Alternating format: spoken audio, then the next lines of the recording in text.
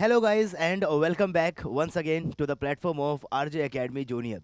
आज के इस वीडियो के अंदर हम लोग करने वाले हैं 50 MCQ question from the chapter journey inside the atom.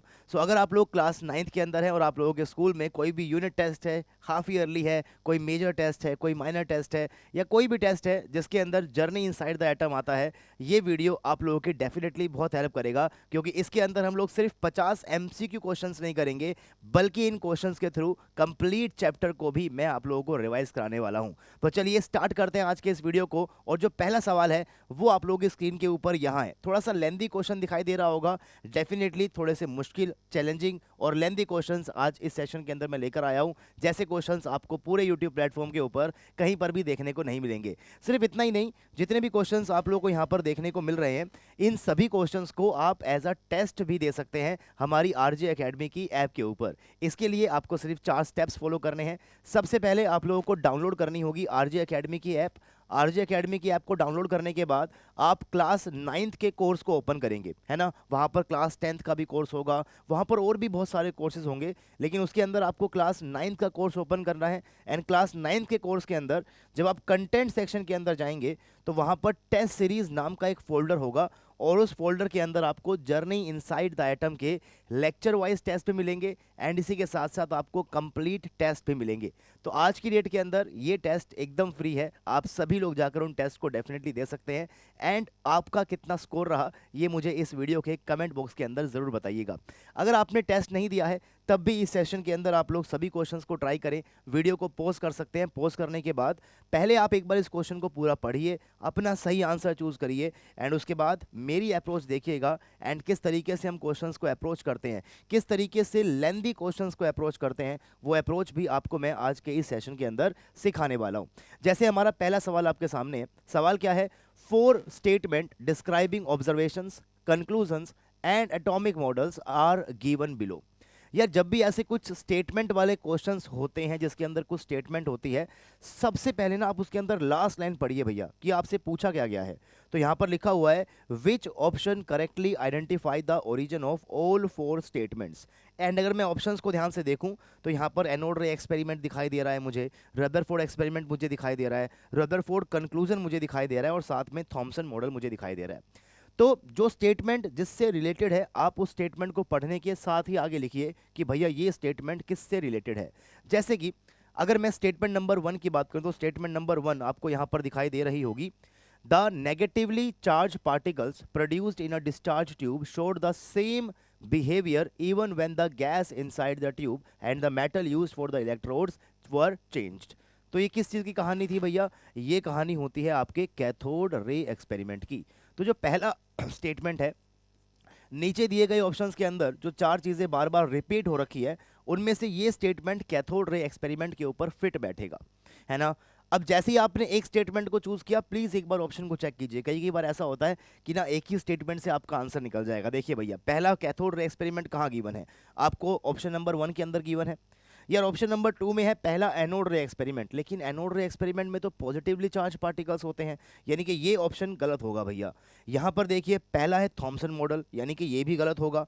अगर यहाँ पे आए तो यहाँ पर लिखा हुआ है पहला रदरफोर्ड एक्सपेरिमेंट, यानी कि ये भी गलत होगा। यानी कि ये सवाल सिर्फ दिखने का ही बड़ा था, पहली स्टेटमेंट के अंदर ही आपको उसका आंसर मिल गया। एंड चलिए, हमने अगर पहला स्टेटमेंट पढ़ा है तो एक बार बाकी स्टेटमेंट्स भी मैं पढ़ देता हूँ, है ना। अगला स्टेटमेंट है most of the fast moving alpha particles passed through the thin gold foil without undergoing any noticeable change in their original direction. Obvious ही बात है भैया, रदरफोर्ड का एक्सपेरिमेंट था। रदरफोर्ड ने इस चीज़ को बेसिकली एक्सपेरिमेंट के अंदर देखा था कि most of the alpha particle pass करके चले गए थे। उसके बाद नेक्स्ट स्टेटमेंट देखिए, अ very small number of alpha particles will diffracted through large angles. Yes, most of the तो पास करके चले गए थे, लेकिन कुछ स्मॉल नंबर ऐसा भी था जिन्होंने कुछ एंगल्स के ऊपर डिफ्लेक्शन शो करा था, और 1 in 10 की पावर 6 ऐसा भी था जो कंप्लीटली रिबाउंड हो गया था। और ये सब आपके पास क्या होते हैं? रदरफोर्ड के एक्सपेरिमेंट के ऑब्जर्वेशंस ही होते हैं। एंड उसके बाद बोला गया भैया it showing the presence of a very small but strongly positive region inside the atom. And ये ऑब्जर्वेशन, ये कंक्लूजन इस ऑब्जर्वेशन से रदरफोर्ड ने निकाला था कि भैया कोई स्ट्रॉन्ग पॉजिटिव चार्ज होगा जो एटम के अंदर रहता होगा। यानी कि जो थर्ड स्टेटमेंट है वो रदरफोर्ड का कंक्लूजन था, जो सेकंड स्टेटमेंट है वो रदरफोर्ड का एक्सपेरिमेंट ही था। यानी कि हमारा ऑप्शन बिल्कुल सही हमने चूज किया है। लास्ट स्टेटमेंट है the atom was imagined as a positively charge sphere in which negative charge electrons were embedded through the sphere. Thomson का यही मॉडल था जो एक साइंटिफिक मॉडल नहीं था, है ना। इस चीज़ को भी आप लोगों को ध्यान रखना है। अगला सवाल है आपकी स्क्रीन के ऊपर, वीडियो को पॉज करें, एक बार इस सवाल को आप लोग खुद ज़रूर करके देखें भाई, है ना। अगला क्वेश्चन क्या है, suppose Rutherford had performed his gold foil experiment at a time when Thomson's atomic model was considered completely correct. According to Thomson's model and Rutherford actual observation, consider the following statement. और जहां पर भी आपको statement दिखी मिल जाए, last line पहले पढ़ो भैया, विच of the following is correct, कौन सी करेक्ट है। तो आप जैसे ही कोई स्टेटमेंट पढ़ेंगे उसके आगे लिख दो भैया करेक्ट है या नहीं है, क्योंकि जब तक आप सभी स्टेटमेंट पढ़ोगे भूल जाओगे पहले वाली क्या थी, सही थी या गलत थी, है ना। तो ऐसे में हमें कंफ्यूज नहीं होना है। कंफ्यूजन को दूर रखने के लिए हर एक स्टेटमेंट के आगे मैं लिखता चलूंगा कि वो सही है या फिर गलत है। पहला स्टेटमेंट क्या है, पहला स्टेटमेंट है according to Thomson's model the positive charge was expected to be spread uniformly throughout the atom. एकदम सही बात है यार, अभी अभी आपने देखा नेक्स्ट स्टेटमेंट के अंदर भी। So this is correct statement, तो मैंने मेंशन किया भैया करेक्ट है ये। अब ऑप्शन के अंदर फर्स्ट होना चाहिए यार, जैसे कि इस ऑप्शन के अंदर मुझे फर्स्ट नहीं दिखाई दे रहा, मतलब मैं सी को काट सकता हूं, लेकिन अभी भी तीन ऑप्शन जिंदा हैं, आगे पढ़ना पड़ेगा भैया। अगला ऑप्शन क्या है, अगला स्टेटमेंट क्या है, according to Thomson's model alpha particles were not expected to face a concentrated positive region inside the atom. यार थॉमसन के मॉडल के हिसाब से आपका एटम का मॉडल दिखता कैसा था, यूनिफॉर्मली चार्ज थ्रू आउट, आपके पास यहाँ पर क्या था भैया, स्प्रेड था, है ना। तो मान लो कि ये आपका पॉजिटिव चार्ज है और जो नेगेटिव चार्ज है वो इसी के अंदर बेसिकली क्या था, एम्बेडेड। जैसे कि मान लो कि ये नेगेटिव चार्ज यहाँ पर है, ये नेगेटिव चार्ज यहाँ पर है, ये नेगेटिव चार्ज यहाँ पर है, ये नेगेटिव चार्ज यहाँ पर है। तो अगर हम थॉमसन के मॉडल की बात करें तो alpha particles were not expected to face a concentrated positive region inside the atom. एकदम सही स्टेटमेंट होगी ये, क्योंकि थॉमसन के मॉडल के हिसाब से पॉजिटिव चार्ज तो यूनिफॉर्मली स्प्रेड है, तो भैया अल्फा पार्टिकल को बिल्कुल कहीं पर भी सेंटर में या कहीं पर भी कंसंट्रेटेड पॉजिटिव चार्ज नहीं मिलना चाहिए था। अगर थॉमसन के मॉडल को सही माने तो ये स्टेटमेंट एकदम करेक्ट है भैया। अगली पढ़ो, Rutherford actually observe that every alpha particle returned towards the source. क्या सारे के सारे पार्टिकल्स वापस 180 डिग्री रिबाउंड करके सोर्स के पास आ गए थे क्या, नहीं, बहुत ही कम आए थे। इवन 1 इन द 10 की पावर 6 या 1 इन द 10 की पावर 8 भी आप बोल सकते हो, वेरी लेस पार्टिकल। यानी कि थर्ड स्टेटमेंट भैया इनकरेक्ट है, third statement is incorrect, first and second is correct. तो यार इसमें थर्ड दे रखा है तो काटोगे आप इसको, इसके अंदर भी थर्ड है तो यहां से ये ऑप्शन भी कट जाएगा। इसका मतलब राइट आंसर क्या हुआ, option number A, first second and fourth statement are correct. Fourth भी पढ़ लो भैया, Rutherford experiment showed that most of the atom is empty space. एकदम सही बात है, ये भी क्या है आपके पास, करेक्ट स्टेटमेंट है। तो जो क्वेश्चन थोड़े से लेंदी होते हैं उन्हें इस तरीके से अगर आप हैंडल करेंगे तो वो क्वेश्चंस जल्दी आप लोग आराम से कर पाएंगे। चलिए अगला सवाल, ये भी बढ़िया क्वेश्चन है, सेम वैसा सा क्वेश्चन है, मैं बताना है कि इनमें से कौन सी स्टेटमेंट साइंटिफिकली करेक्ट है ना। तो आपको कुछ स्टेटमेंट पढ़नी है, and the following statements refer to the behaviour and nature of cathode rays, nature of cathode rays inside the discharge tube. तो वीडियो को पॉज करें एंड आप इस क्वेश्चन को एक बार जरूर खुद से करके देखें। स्टेटमेंट वन क्या है, स्टेटमेंट वन है cathode rays travel from the negative electrode towards the positive electrode, है ना। नेगेटिव इलेक्ट्रोड कौन सा होता है भैया, कैथोड, और पॉजिटिव कौन सा होता है, एनोड। तो यस, कैथोड रेज कैथोड से एनोड की तरफ ही मूव करती है when a high potential difference is applied at low pressure. एकदम सही बात है, एकदम सही बात है, first statement is absolutely correct. तो भैया जहां जहां पे फर्स्ट है वही ऑप्शन सही हो सकता है, यानी कि सी ऑप्शन तो यहां से देखो आपने काट दिया। आगे बढ़ते हैं, cathode rays are attracted towards the positive plate when they pass through an electric field. Absolutely right, cathode rays पे नेगेटिव चार्ज होता है तो वो क्या करते हैं, टुवर्ड्स द पॉजिटिव प्लेट वो डिफ्लेक्शन शो करेंगे। तो सेकंड भी पिक्चर में होना चाहिए यार, लेकिन इस वाले में देखो यहाँ पर सेकंड ऑप्शन तो है ही नहीं, मतलब ये वाला भी कट गया, मतलब ये वाला भी कट गया। तो जो दो ऑप्शन बचे हुए हैं इसमें एक में है only first and second are correct, और यहाँ पर है first second and fourth are correct, मतलब दोनों ही ऑप्शन इंडिकेट कर रहे हैं कि थर्ड स्टेटमेंट तो गलत ही होना चाहिए। तो एक बार पढ़ते हैं उसको, क्या है, their nature changes completely when the gas inside the tube is change. अरे भैया क्या बात कर दी यार, कैथोड रेज का नेचर नहीं चेंज होता है गैस के चेंज होने पे, so this statement is incorrect. तो लास्ट स्टेटमेंट पढ़ना पड़ेगा, क्या है last statement, their behaviour suggest that negatively charge particles are present in the atoms of all substances. ये स्टेटमेंट एकदम करेक्ट है भैया।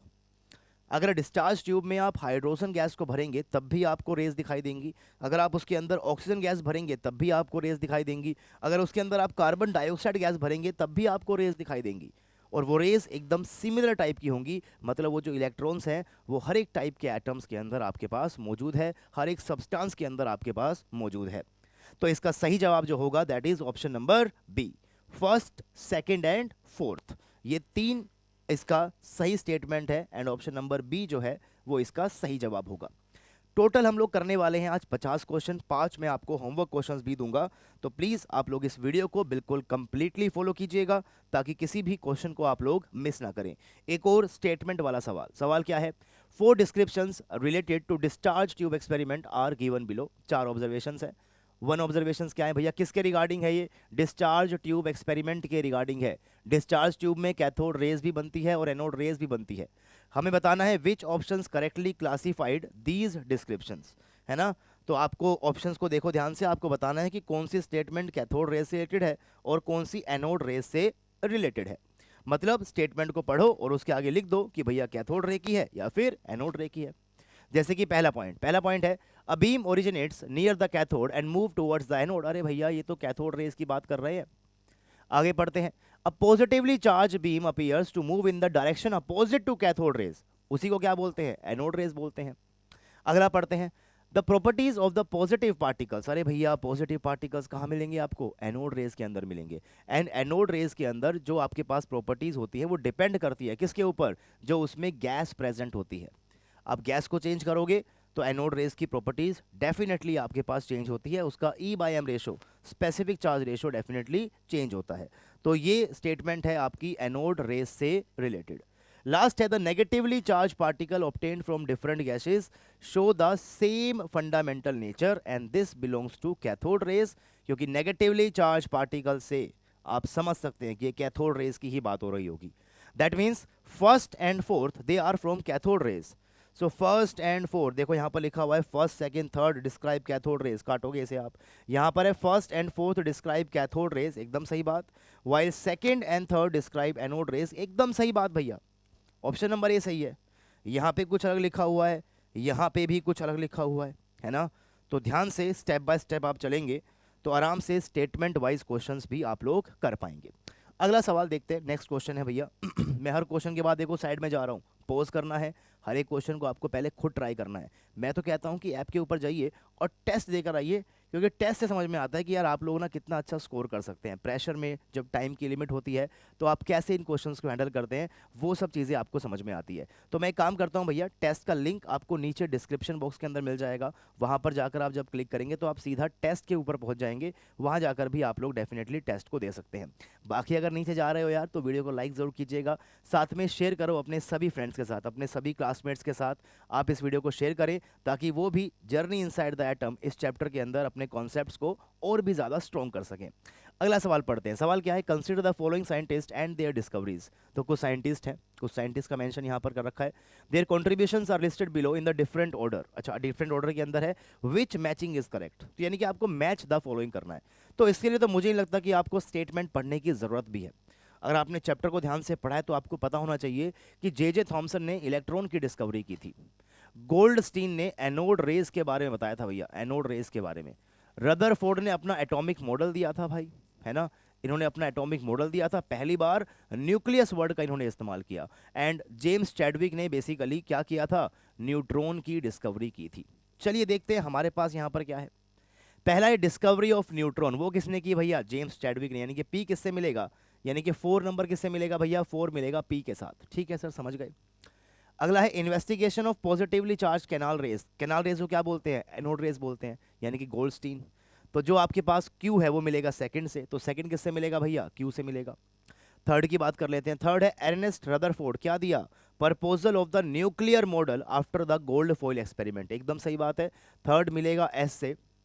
तो जो बच गया है आपके पास 4, ये किससे मिलेगा भैया, ये मिलेगा आपके पास आर से। एंड अच्छा फोर्थ मिलेगा बेसिकली पी से। मैंने कुछ गलत पर लिखा क्या, जो फर्स्ट है दैट इज थॉमसन, उन्होंने इलेक्ट्रॉन की डिस्कवरी की, इलेक्ट्रॉन की डिस्कवरी और पी में नहीं है बल्कि भैया देखो यहाँ पर है आर में है है ना, आर में है, तो फर्स्ट फोर्थ जो है, अच्छा जेम्स चैडविक को मैंने मिलाया था पी से, तो फोर्थ हम मिला चुके थे, बचा था फर्स्ट। ओके ओके, मैंने सही लिखा था।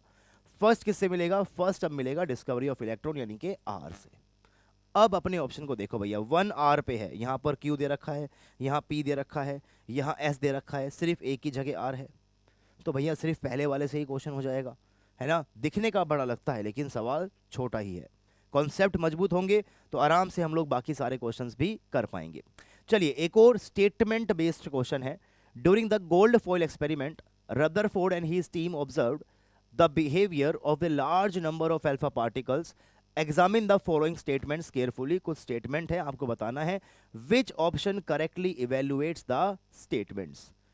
एंड ऑप्शन को ध्यान से पढ़ोगे तो कुछ ऑब्जर्वेशंस हैं, कुछ कंक्लूजन्स हैं, कुछ ऑब्जर्वेशंस कुछ कंक्लूजन्स, तो आपको बताना है कि कौन सा ऑब्जर्वेशन है और क्या वहां से कंक्लूड किया गया था। फर्स्ट स्टेटमेंट है most alpha particle passed through the gold foil without deflection, तो ये तो ऑब्जर्वेशन था, उन्होंने तो ऑब्जर्व किया था, ठीक है, ऑब्जर्वेशन है ये। आगे है some alpha particles were deflected through small angles, ये भी ऑब्जर्वेशन है भैया, ये भी ऑब्जर्व हुआ था, ठीक है जी, ऑब्जर्वेशन है ये। आगे पढ़ते हैं a very small number of alpha particles were deflected through large angles or returned backward, ये भी तो ऑब्जर्वेशन है, ये सब तो वो ऑब्जर्व कर रहा था। एंड दीज ऑब्जर्वेशंस, आगे लिख दिया, खुद ही लिख दिया उसने स्टेटमेंट में, these observations proved that positive charge is uniformly distributed through out the entire volume of the atom. क्या ये ऑब्जर्वेशंस ने ये कंक्लूड किया था कि पॉजिटिव चार्ज यूनिफॉर्मली डिस्ट्रीब्यूटेड है?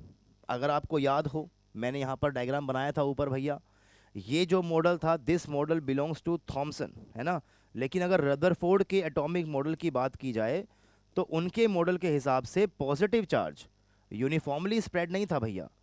इवन पॉजिटिव चार्ज तो आपके पास बिल्कुल सेंटर में न्यूक्लियस में कंसंट्रेटेड था, इसका नाम क्या था? न्यूक्लियस। यानी कि जो स्टेटमेंट अभी अभी हमने यहाँ पर पढ़ी है that these observations proved that positive charge is uniformly distributed, ये observations गलत है, this is incorrect conclusion, in observation से एक इनकरेक्ट कंक्लूजन बनाया गया। तो अब अपने स्टेटमेंट को चेक करते हैं। यहां देखिए भैया, first second third are observations, yes, while fourth one is an incorrect conclusion, yes। यहां देखिएगा third and fourth are correct, भैया फोर्थ तो बिल्कुल इनकरेक्ट है, first and fourth are observation नहीं, फोर्थ ऑब्जर्वेशन नहीं है। All four statement are correct observations, नहीं भैया सभी के सभी ऑब्जर्वेशंस नहीं है। Right answer is option number A. चलिए अगला सवाल देखते हैं, अगला सवाल देखते हैं। The symbols and the atomic number of the 10 elements are listed below. 10 elements हैं, उनके आपको एटॉमिक नंबर दे रखे हैं। How many of the 10 atomic numbers entries are correctly written, कौन कौन सा करेक्ट रिटन हुआ है देखते हैं भैया। हाइड्रोजन का 1 ही होता है, यस सर, हीलियम का 2 होता है, लिथियम का 3 होता है,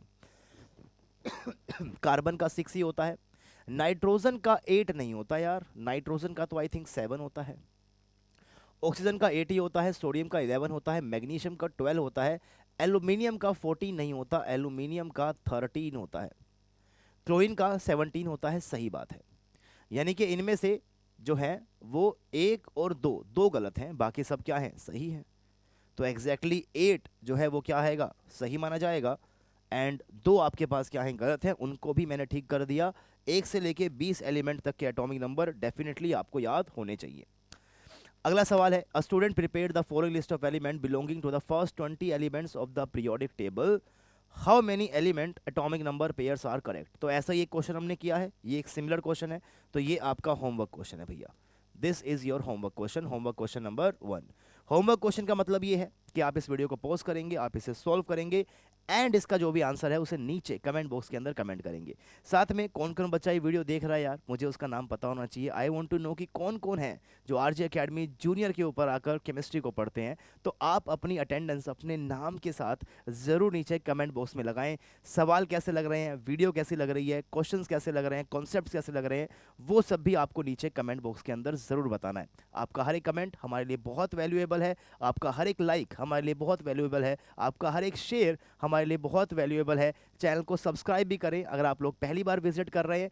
चैनल के ऊपर और भी कुछ लेक्चर्स आपको देखने को मिलेंगे, शॉर्ट्स आपको देखने को मिलेंगे, तो चैनल को सब्सक्राइब करें ताकि किसी भी नए वीडियो, नए शॉर्ट्स को, नए पोस्ट को आप लोग मिस ना कर पाएँ। आगे बढ़ते हैं। ये वाला क्वेश्चन तो आप कर ही लेंगे भैया, है ना, ये तो आपका होमवर्क क्वेश्चन है। Next question, examine the electronic configurations written for the following neutral atoms. Okay जी, how many configurations are correct? कौन सी करेक्ट है यार? कार्बन का एटॉमिक नंबर 6 होता है, 2 और 4 फिल करते हैं, बिल्कुल सही बात है। ऑक्सीजन का 8 होता है, पहले वाले में 2, दूसरे वाले में 6, ये भी सही बात है। सोडियम का 11 होता है, पहले वाले में 2, दूसरे वाले में 8, तीसरे वाले में 1, ये एकदम सही बात है। फोर्थ मुझे दिख ही अजीब रहा है क्योंकि इसने थर्ड शेल को फिल कर दिया लेकिन सेकंड वाले के 8 पूरे नहीं है, तो ये तो मुझे दिख ही गलत रहा है, तो मैंने इसे काट दिया। क्लोरीन का एटॉमिक नंबर 17 होता है, पहले वाले में 2 आएंगे, दूसरे वाले में 8 आएंगे, तीसरे वाले में 7 आएंगे, एकदम सही है। कैल्शियम का 20 होता है, तो पहले वाले में 2, दूसरे वाले में 2, तीसरे वाले में 2, लास्ट वाले में कितना रहेगा भैया? तीसरे में 8, इसमें भी 8, इसमें कितना रहेगा? 2, एकदम सही है। तो इनमें से 6 में से 5 ठीक है।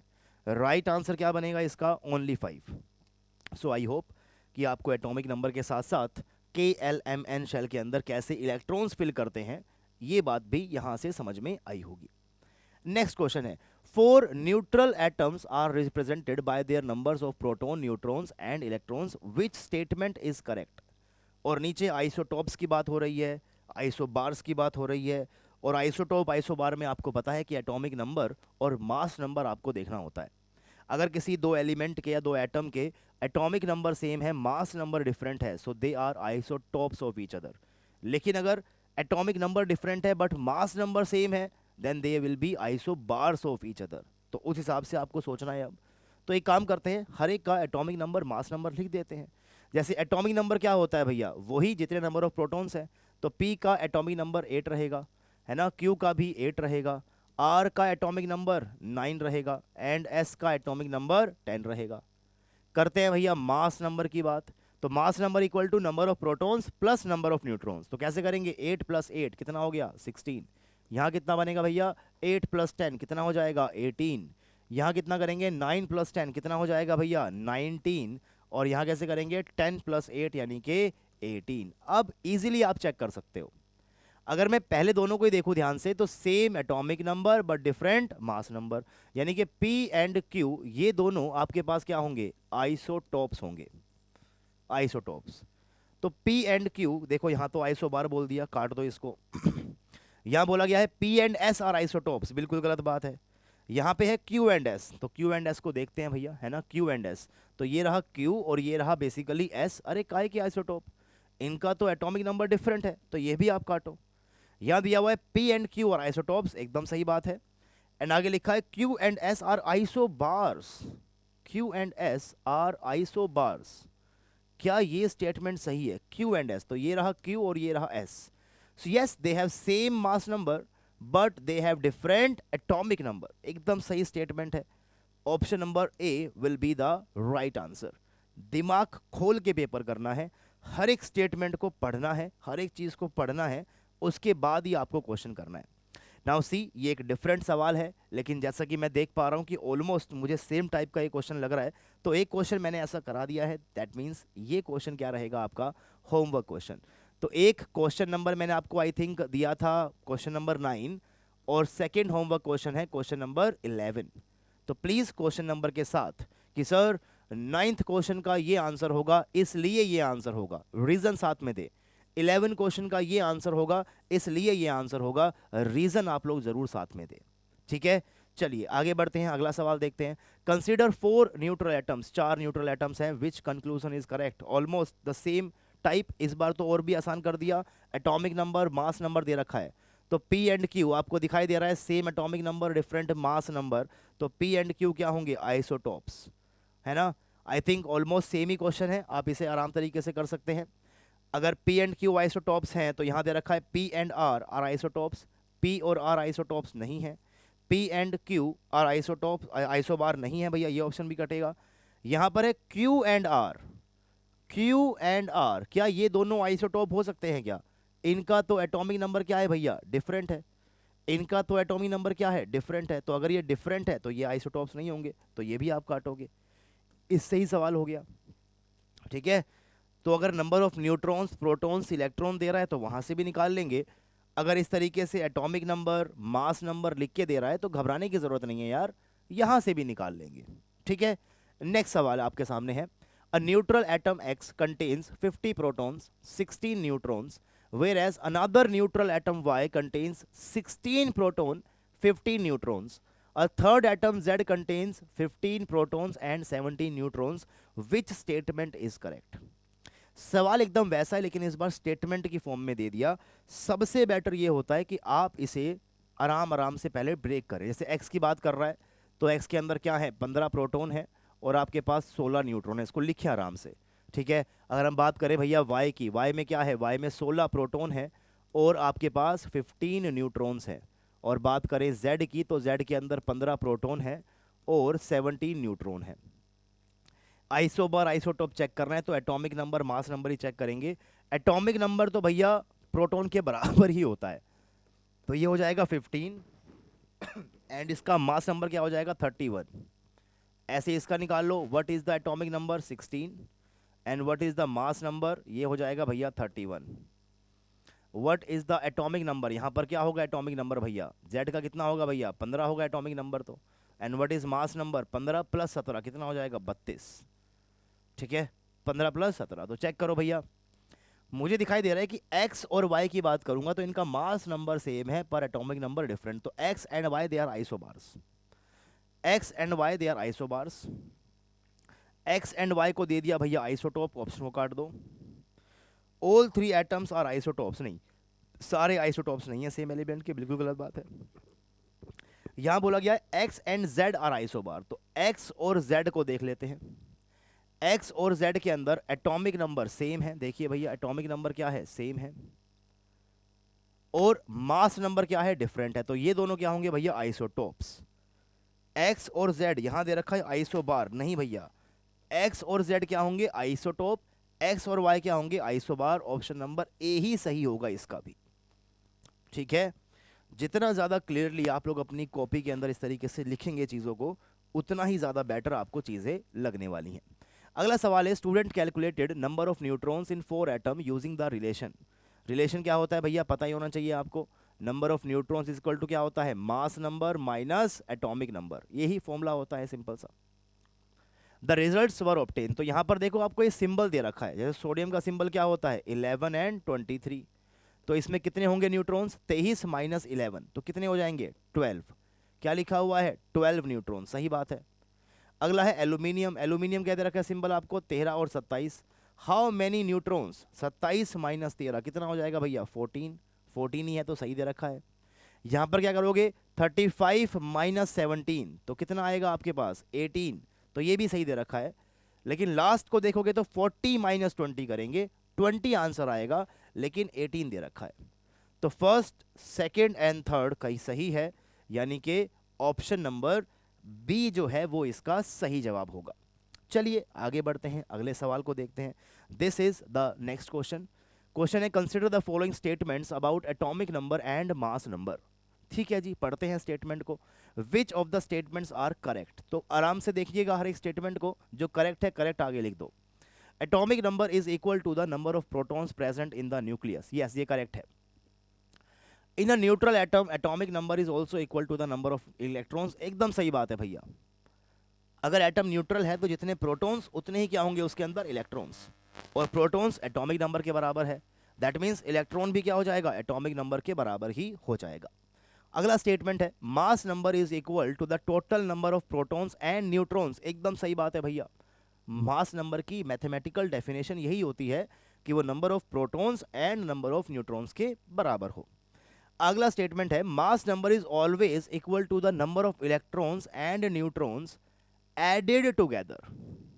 देखिए अगर इसी स्टेटमेंट के अंदर ना न्यूट्रल एटम कहीं लिख देता, कि वो मेंशन करता कि न्यूट्रल एटम है ना, जैसे उसने यहां पर मेंशन किया कि इन अ न्यूट्रल एटम, अगर वो इस स्टेटमेंट के अंदर भी न्यूट्रल वर्ड को ऐड कर देता तो मैं इस स्टेटमेंट को भी सही बोल देता, क्योंकि न्यूट्रल एटम के अंदर जितने इलेक्ट्रॉन्स उतने ही क्या होते हैं प्रोटॉन्स, तो फिर तो ये प्रोटॉन्स और न्यूट्रॉन्स ही बन जाता। लेकिन यहाँ पर कहीं पर भी न्यूट्रल वर्ड नहीं लिखा हुआ है, इसीलिए इस स्टेटमेंट को मैं गलत मानूंगा, यानी कि only first second and third statement is correct here. सिर्फ ये तीनों स्टेटमेंट ही आपके पास सही मानी जाएगी। अगला question, sodium atom contains 11 protons, 12 neutrons and 11 electrons. It loses 1 electron and forms a sodium ion. Which set of value correctly represents the sodium ion. ठीक है जी। देखो यार, हालांकि आयंस जो है वो जर्नी इनसाइड द एटम इस चैप्टर का पार्ट नहीं है। आयंस को चाहे कैटायन हो चाहे आपके पास एनायंस हो, ये सब आप लोग नेक्स्ट चैप्टर के अंदर पढ़ेंगे, है ना, जहाँ पर आपका स्ट्रक्चर ऑफ एटम, जहाँ पर आप लोग बेसिकली फाउंडेशंस पढ़ेंगे, एटम को पढ़ेंगे, मॉलिक्यूल का फाउंडेशन पढ़ेंगे। एंड आगे के जो आपके चैप्टर रहेगा, चैप्टर नंबर 3, उसके अंदर ये वाला क्वेश्चन बन सकता है। लेकिन इसको यहीं पर ही सॉल्व कर लेते हैं, कोई बड़ी बात नहीं है, कोई बड़ी बात नहीं है यार। देखिए यार, सोडियम का एटम है, सोडियम के एटम ने एक इलेक्ट्रॉन को लॉस कर दिया, मान लो उसने एक इलेक्ट्रॉन को लॉस कर दिया। जब वो सोडियम का एटम है तो इसके पास कितने प्रोटॉन्स हैं भैया, नंबर ऑफ प्रोटॉन्स कितने हैं इसके पास, 11। कितने इसके पास न्यूट्रॉन्स हैं भैया, न्यूट्रॉन्स हैं इसके पास 12। एंड कितने इसके पास इलेक्ट्रॉन्स हैं, तो वो हैं 11। अगर ये स्पीशीज एक इलेक्ट्रॉन को लॉस कर देगी तो इसका इलेक्ट्रॉन काउंट हो जाएगा भैया 10, न्यूट्रॉन काउंट तो वही रहेगा और प्रोटॉन काउंट भी वही रहेगा। अच्छा, नंबर ऑफ प्रोटॉन्स बताते हैं, आइडेंटिफाई करते हैं कि एलिमेंट कौन सा है, एलिमेंट को आइडेंटिफाई करता है एटॉमिक नंबर। तो अगर एटॉमिक नंबर यहाँ पर भी 11 है, यहाँ पर भी 11 है, तो भैया स्पीसीज तो यहाँ पर भी क्या होगी, सोडियम। लेकिन 11 प्रोटॉन का रिलेटिव चार्ज हो जाएगा +11 और 10 इलेक्ट्रॉन्स का रिलेटिव चार्ज हो जाएगा भैया -10। इसके ऊपर तो कोई चार्ज नहीं होता है, तो ओवरऑल चार्ज क्या बन जाएगा इसके ऊपर, +11 -10, यानी कि एक प्लस चार्ज इसके ऊपर बच जाएगा। तो जो स्पीशीज बचेगी उसके पास 11 प्रोटॉन्स हैं, 12 न्यूट्रॉन्स हैं एंड 10 इलेक्ट्रॉन्स है, यानी कि ऑप्शन नंबर बी सही होगा। एंड वो स्पीशीज क्या होगी, Na+, इसको हम लोग बोलते हैं cation, because positively charge ion को हम क्या बोलते हैं, कैटायन बोलते हैं। This is a positively charge ion, इसीलिए इसे हम लोग क्या बोलेंगे, बेसिकली कैटायन बोलेंगे। आगे बढ़ते हैं, अगला सवाल देखते हैं, क्वेश्चन नंबर 17 है। हर एक सवाल को आपको वीडियो पहले पॉज करना है, उसके बाद पहले आपको भी करना है भैया, ठीक है। सवाल क्या है, a chlorine atom has 17 protons, 18 neutrons and 17 electrons. During ion formation it gains 1 electron. तो अगर ये एक इलेक्ट्रॉन को गेन कर लेगा तो फिर क्या हो जाएगा यार, after gaining 1 electron, I think proton तो 17 रहेंगे, यहाँ कर दिया 16, यहाँ कर दिया 18, काट दो। प्रोटॉन कितने रहेंगे, 17 रहेंगे, 17 रहेंगे। न्यूट्रॉन्स 18 थे, 18 ही रहेंगे, ये इसने यहाँ 17 कर दिया। एंड क्योंकि एक इलेक्ट्रॉन इसने गेन किया है तो पहले 17 थे, तो अब कितने हो जाएंगे इसके पास, 18 हो जाएंगे। क्योंकि इलेक्ट्रॉन की संख्या ज़्यादा हो गई तो अब चार्ज क्या हो जाएगा, नेगेटिव चार्ज हो जाएगा, and it will carries a negative charge. खैर ये सब बातें हम नेक्स्ट चैप्टर के अंदर सीखेंगे, ऐसी कोई बड़ी बात नहीं है, सब सिंपल ही है। आप ये याद रखें कि कोई भी एटम इलेक्ट्रॉन का लॉस करता है तो पॉजिटिव चार्ज बनता है, पॉजिटिव चार्ज का आयन बनता है, जिसे हम कैटायन बोलते हैं। लेकिन कोई भी एटम अगर इलेक्ट्रॉन को गेन करेगा, चाहे एक गेन करे, चाहे 2 करे, चाहे 3 करे, जो चार्ज उसके ऊपर बनेगा that charge will be negative. वो चार्ज कितना होगा जी आपके पास, वो चार्ज आपके पास नेगेटिव होने वाला है। आई होप ये वाला क्वेश्चन भी आपको क्लियर हुआ होगा। चलिए आगे बढ़ते हैं, अगला सवाल बढ़ते हैं। Consider the following statements regarding the distribution of electrons in the shell. The maximum number of electrons in the K shell is true. एकदम सही बात है भैया, हमें करेक्ट वाले चूज करने हैं, कर लेते हैं जी, कोई बड़ी बात नहीं है। अगला है the maximum number of electrons in the L shell is 8। एकदम सही बात है, एकदम सही बात है। और इन चीज़ों को हम कैलकुलेट करते हैं with the formula of 2n², जिसमें n की वैल्यू क्या होती है कि आप कौन से ऑर्बिट में हो, है ना। के शेल के लिए n की वैल्यू कितनी होती है, 1 होती है। एल के लिए n की वैल्यू कितनी होती है, 2 होती है। m के लिए n की वैल्यू कितनी होती है, 3 होती है। ये क्वेश्चन बोहर मॉडल का है, बोहर एटॉमिक मॉडल का है, ठीक है। चलिए आगे बढ़ते हैं। The maximum number of electrons in a shell can be calculated using the expression 2n²। अभी बताया मैंने आपको, एकदम सही स्टेटमेंट है ये। आगे है, for the first 20 elements the outermost shell is generally not filled with more than 8 electrons. इस स्टेटमेंट को थोड़ा सा ध्यान से हमको देखना पड़ेगा, है ना। For the first 20 elements the outermost shell is generally not filled with more than 8 electrons. एकदम सही बात है वैसे तो ये, है ना। जब आप थोड़ा सा एडवांस पढ़ते हो चीज़ों को, थोड़े से बड़े बड़े एलिमेंट्स आप लोग पढ़ते हो जो 20 एटॉमिक नंबर से ज़्यादा होते हैं, वहाँ जाकर ये चीज़ें क्लियर होती है। लेकिन क्लास 9th NCERT में यार कैल्शियम तो है ही, एंड कैल्शियम का एटॉमिक नंबर होता है भैया 20, तो मैंने बिल्कुल लास्ट वाला उठा लिया। इसकी कॉन्फ़िगरेशन कैसे करते हो आप? 2 8 8 एंड देन 2। क्या किसी भी शेल के अंदर आपने 8 इलेक्ट्रॉन से ज़्यादा फिल करे हैं? नहीं करे हैं। 20 इलेक्ट्रॉन्स के लिए तो ऐसा बिल्कुल भी नहीं करते हो। हाँ, 21 में जैसे ही आप जाओगे तो भैया थर्ड शेल में 9 इलेक्ट्रॉन्स हो जाते हैं। अब वो कॉन्सेप्ट थोड़ा सा हायर लेवल के ऊपर आप जाकर पढ़ोगे क्लास 11th में, क्लास 12th में। लेकिन अगर आप लोग क्लास 9th के अंदर फाउंडेशन कोर्स पढ़ते हो, अगर आप क्लास 9th में थोड़े से अपनी जेई की या नीट की प्रिपरेशन करते हो, तो ये कॉन्सेप्ट आपको आपके स्कूल के अंदर बताया जाएगा। ठीक है, लेकिन यस 20 नंबर तक के एलिमेंट के लिए आप किसी भी शेल के अंदर 8 से ज़्यादा इलेक्ट्रॉन्स फिल नहीं करते हो, यानी ये स्टेटमेंट भी सही है।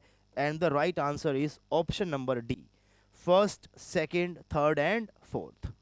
अगला सवाल देखते हैं आपकी स्क्रीन पे। सवाल क्या है? A student propose the following electronic configuration for neutral atoms. Okay जी, कॉन्फ़िगरेशन है। Which configuration can correctly represent atoms among the first 20 elements? First 20 elements में इनमें से कौन कौन सी कॉन्फ़िगरेशंस आपको बातें कर रही है? तो एक काम करते हैं, गिन लेते हैं इलेक्ट्रॉन्स। 2 है, सही बात है भैया, पहले में 2 आते हैं, अगले में 8 आते हैं, ये तो सोडियम हो गया। 11 नंबर ऑफ इलेक्ट्रॉन्स, तो 11 ही क्या होंगे? प्रोटॉन्स, बिकॉज एटम न्यूट्रल है, तो ये तो सोडियम ही हो गया। ठीक है जी। अगला है 2881, ये तो पोटेशियम हो गया 19, दिस इज पोटेशियम। यहाँ देखो यार 2 और 9, यार इस शेल के अंदर ना 9 इलेक्ट्रॉन्स कभी नहीं आ सकते, ज़्यादा ज़्यादा कर दिया यहाँ पर। इसके अंदर तो मैक्सिमम आप लोग बस 8 ही भर सकते हो। तो थर्ड इज रॉन्ग, थर्ड गलत है, थर्ड यहाँ पर भी है, थर्ड यहाँ पर भी है, 2 ऑप्शन काट दिए जी। लास्ट और पढ़ते हैं 2882। अभी अभी बात करी हमने 20 एटॉमिक नंबर कैल्शियम का होता है, कॉन्फ़िगरेशन एग्जैक्टली यही होती है, यानी ये स्टेटमेंट भी सही है। ओनली थर्ड इज रॉन्ग, यानी ऑप्शन नंबर बी क्या हो जाएगा? सही। First, second and fourth are the correct one. चलिए आगे बढ़ते हैं, अगला सवाल देखते हैं। 4 elements have the following electronic configurations. Again वही कॉन्फ़िगरेशन दे रखी है। Which option correctly identify the elements? है ना, आइडेंटिफाई द एलिमेंट्स, तो आपको एटॉमिक नंबर पता होने चाहिए, उसे कैसे आप शेल्स के अंदर फिल करते हो ये भी आपको पता होना चाहिए। जैसे पहले वाले में देखो 2 8 और 1, तो total atomic number will become 11, और ये क्या बन जाएगा भैया? सोडियम बन जाएगा। तो पी क्या है? सोडियम। यहाँ लिखा हुआ है पी लिथियम, यहाँ लिखा हुआ है पी मैग्नीशियम, यहाँ लिखा हुआ है पी एल्यूमिनियम। क्या बकवास ऑप्शंस हैं, सिर्फ पी से ही मेरा काम हो गया। और अक्सर ऐसा ही होता है, जितना ज़्यादा बड़ा क्वेश्चन लगता है ना, वो उतना ही ज़्यादा सिंपल होता है।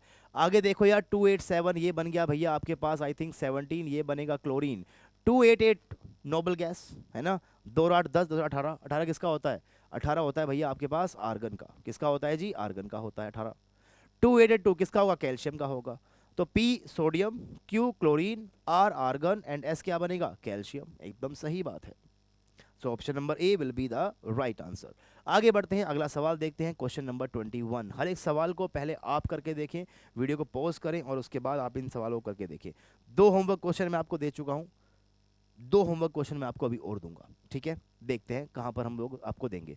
यार ये भी देखो, जहां तक तो समझ में आ रहा है कि वही एटॉमिक नंबर, वही एलिमेंट की कहानी है। तो आई थिंक हम लोगों ने एटॉमिक नंबर सभी के डिस्कस कर दिए, शेल्स में कैसे भरते हैं, उसमें कैसे भरते हैं, सब डिस्कस कर दिया। तो ये है आपका होमवर्क क्वेश्चन नंबर 3। ठीक है, homework question number 3 homework question है।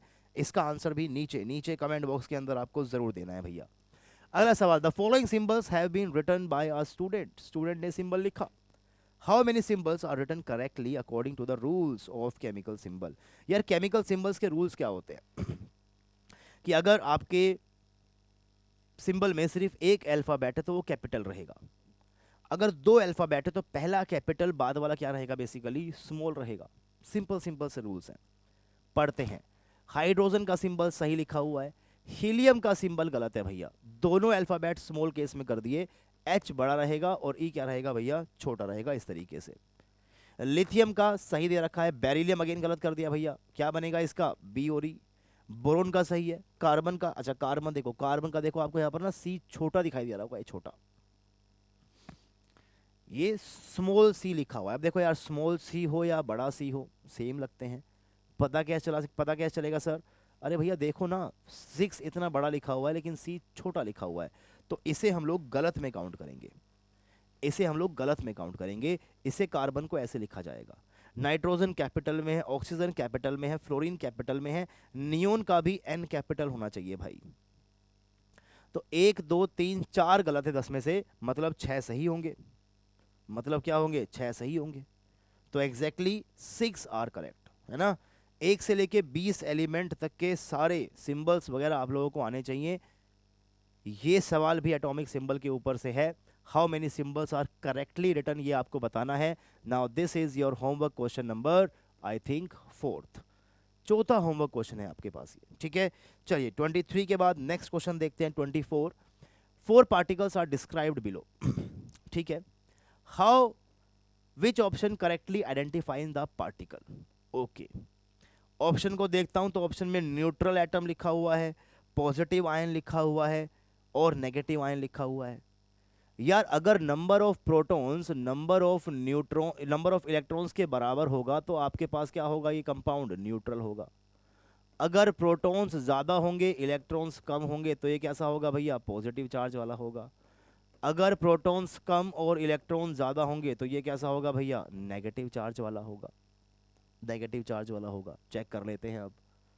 पहले वाले में जितने प्रोटॉन हैं उतने ही इलेक्ट्रॉन हैं, न्यूट्रॉन से कोई चार्ज के ऊपर फर्क नहीं पड़ेगा। So first one is a neutral atom. First कैसा है भैया? न्यूट्रल है। आगे आ जाओ, प्रोटॉन ज्यादा है इलेक्ट्रॉन कम है तो ये होगा भैया पॉजिटिव आयन। यहां देखो भैया, प्रोटॉन कम है इलेक्ट्रॉन ज्यादा है तो ये कैसा होगा? नेगेटिव आयन होगा। यहां जितने प्रोटॉन्स हैं उतने ही क्या हैं? इलेक्ट्रॉन्स हैं तो ये कैसा होगा भैया? न्यूट्रल होगा। अब ऑप्शंस को देखो ध्यान से। P and S are neutral atom, Q is a positive ion, बिल्कुल सही बात है, and R is a negative ion. Option number A ही क्या हो गया जी? इसका सही जवाब हो गया। ठीक है। बाकी ऑप्शंस को भी आप ध्यान से पढ़ें, वो सारे गलत ही होंगे ऑफ कोर्स। जैसे कि ये P और Q को न्यूट्रल कह रहा है, गलत बात है। ये P को नेगेटिव आयन कह रहा है, गलत बात है। और ये सभी को कह रहा है न्यूट्रल, तो ये भी क्या है? बेसिकली गलत बात है। ठीक है। चलिए आगे बढ़ते हैं। अगला सवाल, दिस इज क्वेश्चन नंबर 25। आप भी इस क्वेश्चन को जरूर करके देखें एक बार। सवाल है, student made the following statements about the sub atomic particles. तो कुछ स्टेटमेंट है आपके पास, विच वन इज इनकरेक्ट बतानी है आपको इस बार। करेक्ट नहीं, इनकरेक्ट। तो ध्यान से पढ़िएगा प्लीज। पहला है, protons are positively charge and are present in the nucleus. True statement. Electrons are negatively charge and are present outside the nucleus. True statement, है ना। न्यूक्लियस के अराउंड रिवॉल्व कर रहे होते हैं वो। Neutrons have no electrical charge, एकदम सही बात है, and are present in the nucleus, ये भी एकदम ट्रू स्टेटमेंट है। The mass of an electron is approximately equal to the mass of the proton, एकदम फॉल्स बात है। इवन मास ऑफ इलेक्ट्रॉन जो होता है वो 1/1837 टाइम्स होता है मास ऑफ प्रोटॉन के। बहुत हल्का होता है भैया मास ऑफ इलेक्ट्रॉन। मैं लिख देता हूँ मास भी आपके लिए। मास होता है इलेक्ट्रॉन का 9.1 इंटू 10⁻⁻28 ग्राम, और मास ऑफ प्रोटॉन होता है आपके पास 1.66 इंटू 10⁻⁻24 ग्राम। तो काफ़ी ज़्यादा अंतर है, काफ़ी ज़्यादा अंतर है, सेम नहीं होता। और कौन सी इनकरेक्ट है भैया? चौथे वाली स्टेटमेंट इनकरेक्ट है। तो राइट आंसर क्या होगा इसका? Option number 4। ठीक है। तो 25 क्वेश्चन हम लोगों ने कर लिए हैं। ऐसे ही 30 क्वेश्चंस अभी इस फाइल के अंदर और हैं, क्योंकि हमारा वीडियो अभी काफ़ी लंबा हो चुका है तो हम चाहते हैं कि इस टाइप के सॉल्यूशन वीडियोस को हम लोग पार्ट्स के अंदर बनाएं। तो ये आपका पार्ट ए है। ऐसा ही पार्ट बी भी आपके पास आएगा, है ना। तो पहले आप इस पार्ट को पूरा देखिए। आई होप कि आपको ये सारे क्वेश्चन समझ में आए होंगे। एंड चैनल को सब्सक्राइब रखिएगा ताकि नेक्स्ट पार्ट की नोटिफिकेशन आपके पास जल्द पहुंच जाए, और अगला पार्ट भी बहुत ही जल्दी आने वाला है। थैंक यू सो मच, आपने इस वीडियो को कंप्लीटली देखा। वीडियो कैसा लगा, क्वेश्चंस कैसे लगे, इसके बारे में आप नीचे कमेंट बॉक्स के अंदर ज़रूर बताइएगा। कोई डाउट अगर आपका रह गया हो, या फिर कोई भी डाउट है, जैसे क्वेश्चन हमने आज ऐसे किए, ऐसे किसी क्वेश्चन में आपको मान लो कोई डाउट है, आपने किसी बुक में कोई क्वेश्चन देखा, कोई डाउट है, तो नीचे कमेंट बॉक्स आपके लिए एकदम ओपन है, वहाँ पर आप डाउट को छोड़िएगा। मैं डेफिनेटली उसको एकदम टाइम रहते रिप्लाई करूँगा, ताकि आपके सभी डाउट्स क्लियर हो सके। क्योंकि आप हो आरजे एकेडमी जूनियर प्लेटफॉर्म के ऊपर, एंड इस प्लेटफॉर्म के ऊपर आपके डाउट्स को बिल्कुल भी नहीं रहने देंगे। यही हमारा प्रॉमिस है, एंड इस प्रॉमिस को हम लोग बिल्कुल कंटिन्यू करेंगे, लेकिन आपका सपोर्ट चाहिएगा। प्लीज़ वीडियोस को शेयर करते रहिएगा, वीडियोस को लाइक करते रहिएगा। मिलते हैं अगले वीडियो में, तब तक के लिए टेक केयर, पढ़ते रहिए, खुश रहिए, and happy learning to all of you guys.